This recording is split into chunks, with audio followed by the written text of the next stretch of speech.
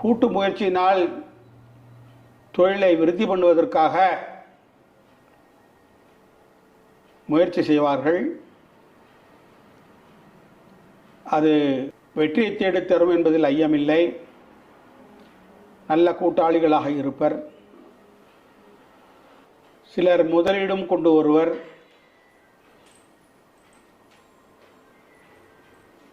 குடும்பத்தில் இருந்த பிணக்கு ஒருவாறு முடிவுக்கு வரும் மாதம் இது. பிதுர்காரகன் சூரியன் அவருக்கு 6ல் சனி இருப்பதால் தகப்பனாரால் சில மனஸ்தாபம் ஏற்பட்ட நிலையில் குரு பார்வை பெறுவதால் தானே சமரசம் செய்து கொண்டு